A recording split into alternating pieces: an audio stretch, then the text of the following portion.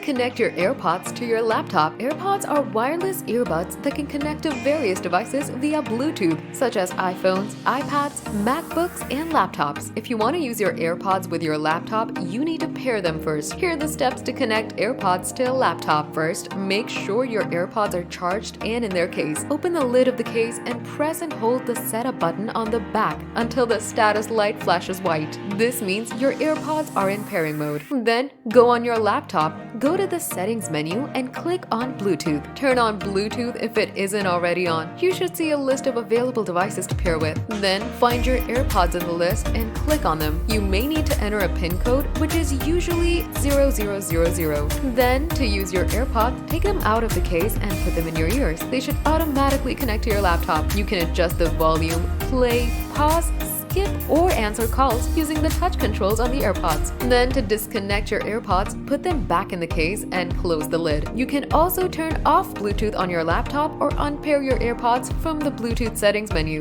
You've successfully connected your AirPods to your laptop. Enjoy the wireless audio experience with your AirPods.